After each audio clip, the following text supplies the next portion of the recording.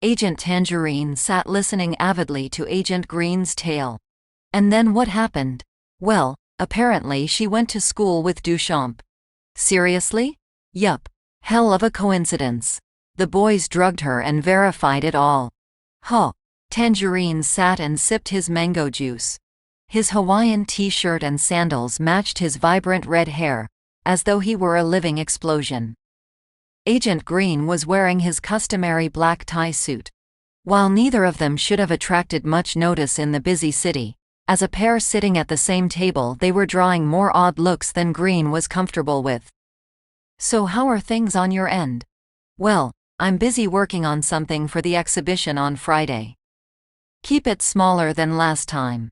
Of course, of course. Most people are keeping it pretty small this time around, as far as I can tell. The age of explosions and fireworks is winding down. Loud and in your face, has been done a billion times. I doubt there won't be a billion and first. A waitress walked over and placed a tea tray on their table. Green pulled it to his side, pouring hot water into a clinking china cup. Got to admit, I'm enjoying playing the artist here. Bumming around all day and getting paid for it. Much better than having giant monsters trying to eat your brains. Glad to be out of there. I'll drink to that. They tapped their glasses together, Tangerine downing the last of his juice as Green took a careful sip of hot milk tea.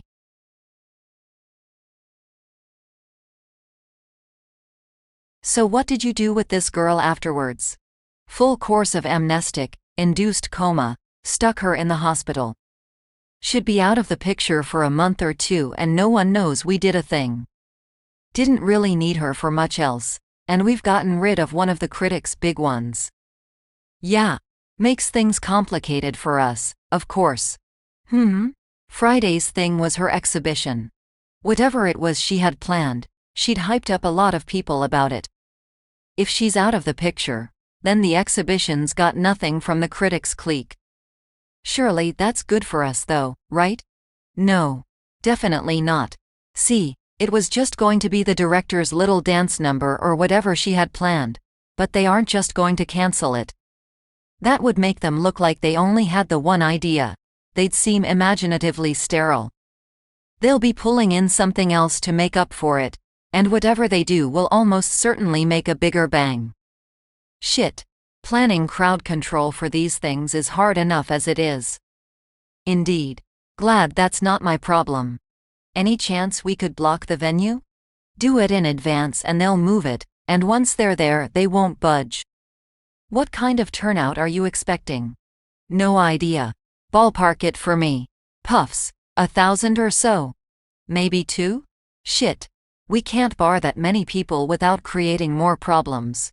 Could get lucky. Might not be that bad. Green downed the rest of his tea. Could we try and split the group? Set up another exhibition at the same time? If you'd asked me a week ago. Your only real option's to ride it out, I think. Have some guys attend as casuals in case someone pulls something stupid.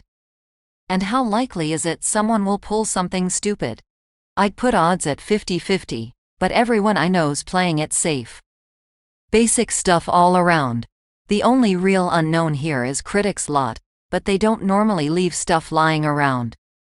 Shouldn't be any problems, don't worry about it. If we make it through, cleanup should be trivial. That's a big if. Don't worry, seriously. Nobody's going to start anything in the middle of an exhibition this big. They stood up, tossing change into a tip jar as they left. Hope you're right, Tan. Good luck on your end. Good luck yourself, Green. You gonna be there yourself? Take a gander at the impossible made real? Of course. Wouldn't miss it for the world. Brilliant. I love seeing you in plainclothes. You always look so uncomfortable. The sculptor sat listening avidly to the painter's tale. And then what happened? Well, that's what we don't know, since the cameras were cut. Looks like the play itself might have been an exploit. Seriously? Yup. Made by a genuine artist from the 17th century. That's my guess, anyway. Huh. The sculptor sat and sipped his banana milkshake. Unfortunately, the hospital cafeteria didn't have a particularly wide variety of beverages, and even then the banana was the off kind of false, artificial banana flavoring. Too sweet to be genuinely palatable, not to mention that the milk was skim. The painter took a pause to swig his pocket flask of whiskey. So what are we doing about the exhibition? No idea. Worst case scenario, we just pull what she was working on. What was she working on, anyway? Well, it was a pretty standard exploit acrobatics show, from what she told me. You know the stuff. Leaping tall buildings in a single bound, trapeze stuff, doing flips and shit. Not really what I'm into, but I can appreciate it at least. Sounds decent. The sculptor continued drinking. Seeing the director's body lying comatose with an oxygen mask had not been enjoyable. So, the director turns up to her play, that she's been working on for 2 months, talks to all her actors, and then 5 minutes before showtime, that asshole turns up and asks her to stop the performance. Then this. The question, then, is who actually made it happen? You know as well as I do it was Duchamp. The painter pensively considered the thought. He had previously dismissed it as being too obvious, then reconsidered it as being deceptively obvious on purpose. Well, he's certainly the only lead we have. The only lead we have? This is the same fucker who nicked Felix, you know. This is the stupid asshat who mailed you a painting that makes you shit yourself. This is the idiot who outright declared war on us. And this is his preemptive strike. Could be, but probably not. Think about it. Everything Duchamp's done until now has been absolutely safe. Sure, he made me shit my pants. He sent stuff to everyone, but none of it was harmful. Duchamp might be an arrogant asshat, but this hurt the audience. People died. If I've got this right, and I reckon I do, Duchamp wouldn't so much as hurt a fly. He'd harass us, yeah, but he wouldn't pull something like this. It's too much escalation. It doesn't mesh with what he's been doing. I really don't think it was him. But that's surely exactly what he'd want you to think. No. He wants to enact a cultural change, and as childishly as he behaves, he knows that something like this just gets him nowhere. What incentive would he have? To weaken us. If he'd wanted to kill us, he would have done a cleaner job. But that's not what he was trying to do. He made it look as though Sandy did this on purpose, and the only thing that can possibly do is bring up our visibility in a bad way. The man's going to crack down on us if this goes on, and they will crack down hard. He's poking a lion and a tiger with a pair of sticks to make them fight to the death. The painter considered the implications. It's certainly an interesting hypothesis. And if you're right, it's a clever strategy. I'm right. It wouldn't have been any of the suits. Weaponizing exploits isn't their style. He's played it safe till now to get our attention, and pulling this is his way of letting us know he's not messing around.